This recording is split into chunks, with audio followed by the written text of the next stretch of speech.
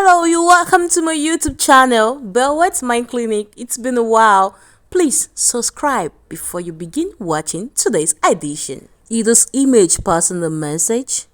It's so painful, but this is what's happening to a lot of people out there, suffering and smiling, pretending all is well, living in self-denial, acting all will be fine, trying to be religious about it, whereas they need to visit a psychologist and speak to a therapist.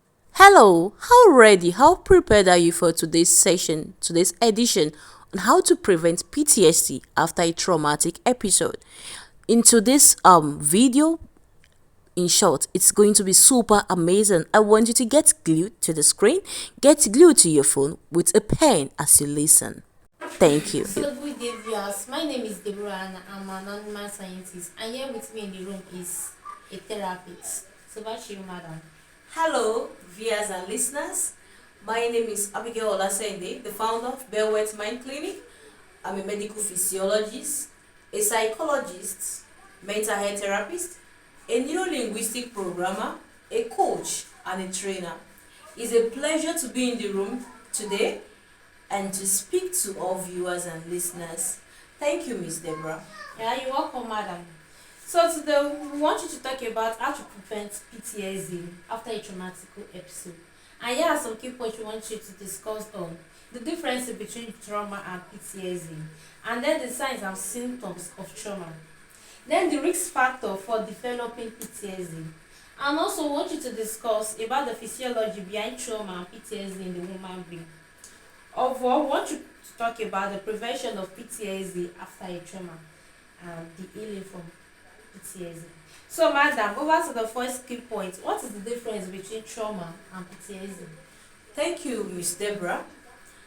If we look at it over the years, there has been a high record in the rate of trauma and post-traumatic stress disorder, that's PTSD. Now, when we speak of trauma, it's something virtually everybody in life will experience. And now trauma, there are incidents, sad incidents, unpleasant occurrences that happens and causes a distortion to our emotional health, to our behavior, to our psyche, to our interaction with others, our interaction with ourselves. Now, post-traumatic stress disorder is a replay of those trauma that has happened at some point in time. Take for instance, we have different categories of trauma and PTSD. Now, take a look at single episode of trauma. An individual of single episode of trauma could be an individual who experienced a car accident, ghastly car accident. An individual who experienced a fire outbreak. I could remember a year ago, a client came and then the mother was lamenting. She looked down, she looked emotionally low. And I was like, madam, I hope all is well. She said the last time she came, few days later, that was about 2-3 weeks before there was a fire accident that raced down the house, like the mansion got burnt. And her son experienced it. He was there, it happened in his presence. So that is trauma. The shock, it comes with a shock. It comes with a shock. It comes with fear, sweating, profuse sweating, anxiety. At that moment, that is trauma. Now, PTSD, do you know that after that incident, he began to have nightmares? He began to have a replay of the building that got burnt. He began to have flashbacks. That is post-traumatic stress disorder. Post-traumatic stress disorder distorts the sleeping pattern. Post-traumatic stress disorder distorts our reaction with interaction with ourselves and to people. So logically, that is the simple difference between trauma and post-traumatic stress disorder. Thank you. Thank you, madam. Now I want you to discuss about the signs and symptoms of trauma. Thank you, Miss Deborah. Signs and symptoms of trauma. Like I earlier said while speaking on the first, take for instance multiple episodes of trauma. This is an individual who has experienced domestic violence or sexual violence. Now, to an individual who has experienced sexual violence, the first day the sexual violence happened, the rape happened, it came as a shock. So, after it, there's denial comes in. Oh no, I don't think that happened. It happened. No, I don't think it happened. Are you trying to tell me that I just got the flower? No, it's a lie. No, that bastard is the one that has raped me. It comes with shock, with denial, with regret. Oh man, Abigail, it's your fault. If you had not gone to visit him all alone, he wouldn't have been able to rape you. It comes with regrets. And now it comes with trying to inflict pain on yourself. I need to punish you for what you've done. Now that's a chronic part of traumatic episode, multiple occurrences. Now to the single occurrence, the moment it happens, it comes with shock. It comes with anxiety and fear. That's why you see a lot of people involved in accidents. They are shivering. The next person who is ready to support, they hold the person, they begin to cry. They begin to shiver, and then you begin to tap them. Oh, calm down, it will be fine.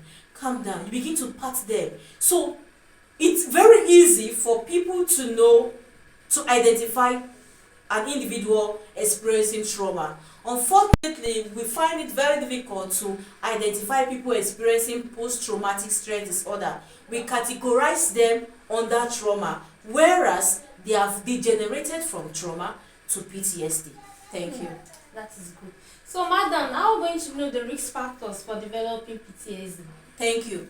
Now, not everybody that experiences trauma will have post-traumatic stress disorder. Okay. And not everybody who is having a PTSD now may have had a traumatic experience in the past, quote and unquote. Now, why did I say so? There are some people in which, according to their emotional build-up, just as we have the hormone, the immune system, in the level of the immune system, the same way we have it in the mental health. So an individual may experience a car accident, may experience a fire accident, may experience manslaughter. Take a look at what is going on in some parts of the world, even in Nigeria. Some people will experience those killing events, and the moment they leave there, it's gone. There is no replay. So now, what can easily predispose an individual to having occurrences of PTSD? Number one, it's a trait. It's in the gene. If any member of the family is having a psychological disorder, then that individual is highly susceptible to having PTSD. Now, the mental health of the individual, if the individual has been having any psychological disorder, maybe anxiety, depression, it predisposes such an individual to having PTSD.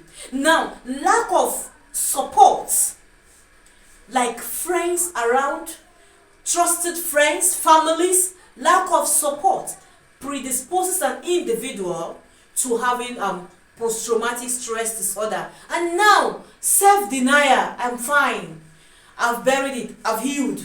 A lot of people buried what happened yesterday and yesteryears. They didn't heal.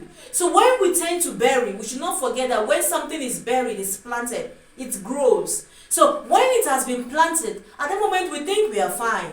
But the moment it sprouts and it's growing, and then we'll be like, but I was fine, I've always been fine. And they would have forgotten that it's what happened 10 years ago that is grown and is replayed. So these are some of the factors that can predispose an individual to having PTSD. Thank you. Wow. So, madam, what would be the physiology between trauma and PTSD in the human brain? Now, if we look at the trauma and PTSD, okay, before I go to that physiological part, okay, I want us to talk on how we can prevent trauma from degenerating to PTSD. Now, an individual has experienced trauma. How do I ensure that it does not aggravate or degenerate to PTSD. The first is seek support. Your support system. Do you have trusted friends you can speak to? People who will not blame you. People who will not find the fault in your action. People who will not castigate you, who will not judge you. This time around, the person might be a pastor, might be a religious leader, but when it comes to your emotional health, they put your emotional health first and not trying to judge you. Joining support groups. There are a lot of support groups online in which it's more or less like a close group. People speak, they pour out their mind, how they feel. It's like, just speak. Speaking itself is healing, but ensure you are speaking to the right channel, so your words you're saying today will not come to haunt you tomorrow from the person you thought you trusted. Now the second one is self-help or self-care. What do I mean by self-help? Engaging in healthy habits, healthy lifestyle, balanced diets. That's not the moment that when you've experienced a trauma, that's not the time for you to begin to feast on junk, on snacks, on fast food. That's not the time for you to begin to consume carbonated drinks and caffeine-loaded drinks. And now engage in exercise.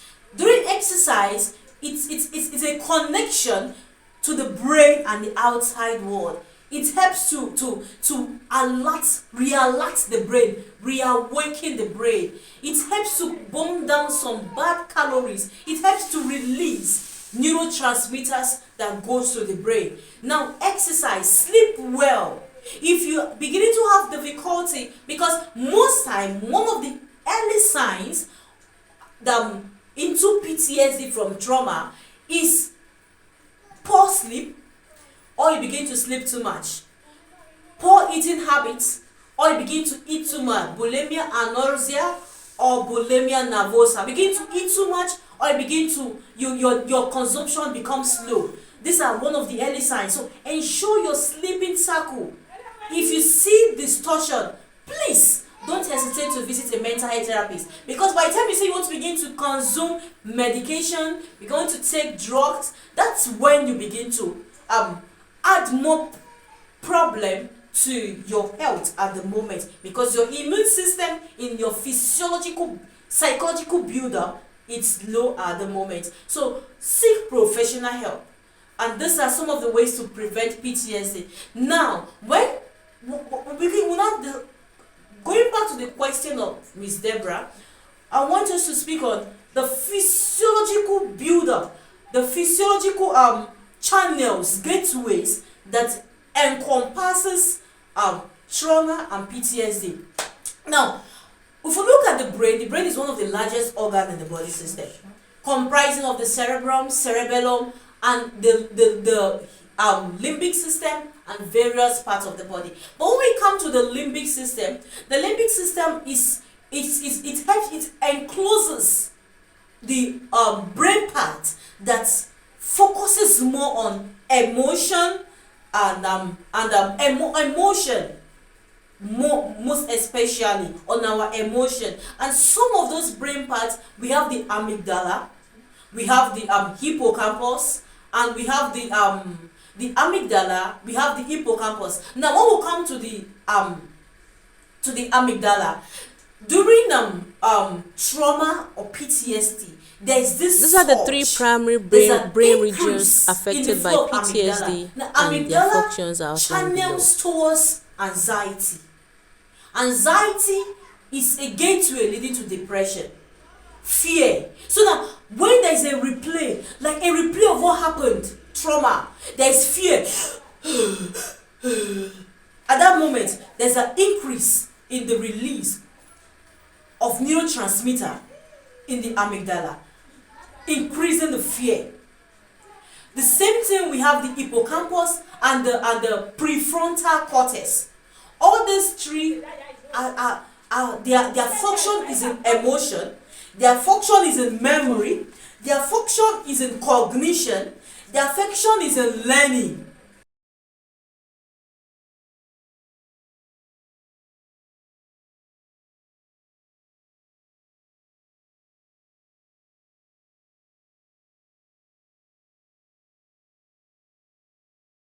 So when memory is affected, your cognition, your thinking faculty is affected, your alertness is affected, your emotions are affected, your behavior is affected.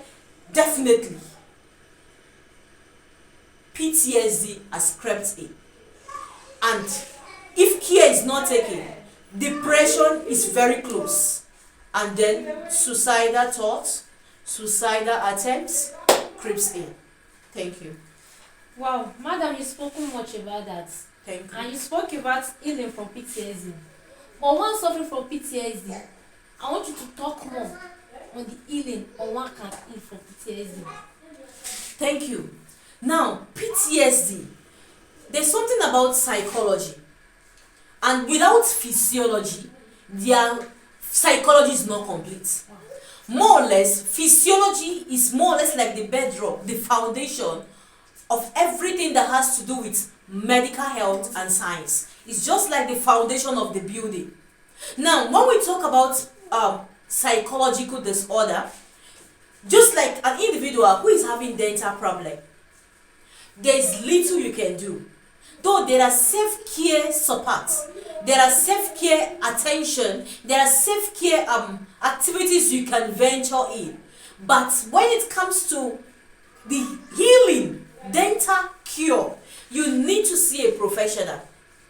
If not, there'll be this degrading of the dental system, the dental health at that moment. It also applies to psychology. When an individual is beginning to experience intrusive thought like you are lost in thought, comprising of flashbacks, fear, negative thoughts. Oh, what if I'm going out and I see that man that attacked me last year? What if I'm going out? What if? When there are beginning to be a lot of what if and regret, intrusive thought, flashback from what has happened years back, distortion in your sleeping cycle, your eating habit is distorted, your interaction with yourself and with people, your environment is distorted. You begin to feel aggressive over little things. You are now a loner, or you now take too much. When you begin to experience this and lots more, because it varies in individual, seek professional help. This is not the time for you to begin to visit religious leaders. This is not the time for you to begin to compound herbs. Because at that moment, anything you do, just like the court, going to the court of law, the law court, they'll say, anything you say will be used against you in the court of law. So at that moment, anything you do is going to speak against your healing system and your psychological health. So what you need to do at that moment, just when you are sick, you go to the doctor. Psychology, you go to the therapist. So you seek help. That's when the therapist will be able to evaluate you clinically. This is what happened. This is how it happened. This is the preventive, this is the treatment measure, the healing measure, the coping mechanism, and with the support of the therapist, come on, healing becomes very speedy. Thank you. Wow. Thank you, madam, for your time. As a therapist, we want you to give our viewers any relationship made that handle. Oh, thank you for that. Before I give my handle, I want you to know something. Some of the neurotransmitters that are involved in trauma and PTSD, or more or less like in the limbic system, are the epinephrine, the non-epinephrine, the serotonin, and the dopamine. Now, in some cases, to some people, during trauma and PTSD, their dopamine level can be high, it can be low, depending on their body buildup. Serotonin level during PTSD and trauma is low, and when it is low, it's a trigger to anxiety, fear, and depression. Together with non-epinephrine. So the fight and flight response is distorted. When the individual is supposed to flee, the individual freezes. So there's a distortion in the brain, and a lot of people will be like, can we just have a picture of how that limbic system, the amygdala, the prefrontal cortex, and the hippocampus. Can we have a picture? Definitely there will be a picture, and that will display their function, their mode of action, and the distortion that happens during trauma and PTSD. Know more about their mental health, or to consult the therapist, you could check my Facebook handle, Bellwet Mind Clinic. I have a page. You could check my personal Facebook handle, Abigail Olasende. You could check me out on Instagram, Bellwet Mind Clinic. You could check me out on LinkedIn, Bellwet Mind Clinic. You could follow me on YouTube. That's why you get more of these videos, Bellwet Mind Clinic. And if you want to consult my service, you could send a mail to me, to the clinic, bellwetmindclinic@gmail.com. Bellwet, BELWET, mindclinic@gmail.com. To send a chat, +234 81 57 30 2663. It will be displayed on the screen. WhatsApp only, please. WhatsApp only. Thank you. There is definitely a way out of trauma and PTSD. Yes, please. Thank you, madam, for your time with us. Thank you. I appreciate it. And to my viewers, it's been an amazing ride here. And sincerely speaking, I'll be excited if we could have this again. So if you actually enjoyed this session between the therapist and Miss Deborah, we want you to give a thumbs up. We want you to drop your reaction. We want you to drop your comments. And please subscribe to the YouTube channel. Share it with family and friends so they can know that there's a channel that's a mind clinic in Nigeria, and it's focused on their mental health, developing their mental health, making them become a better person. And lest I forget, to know more about what I've discussed, because there are a lot of things that encompasses trauma and PTSD. There are a lot of things encompassing psychological disorder. To know more, I will suggest and advise you click on the image that pops now. That's my ebook that discusses suicidal thought, suicidal attempt. It's so painful, but this image is a clear description happening to a lot of people out there, pretending all is well, suffering and smiling, everything will be alright, self-denial, all will be well, all is well, whereas it's not fine. We have in the book, personality disorders, we are discussed there. Personality type, everything you need to know about yourself and about your environment, how to handle, work with yourself, be your best friend, and how to understand others. In short, everything are in the ebook. And I'm very sure reading that ebook, it will be an amazing ride because you're gonna enjoy every line in the ebook. Thank you once again. I appreciate you. Thank you, Miss Deborah. Thank you, madam. Thank you. Bye.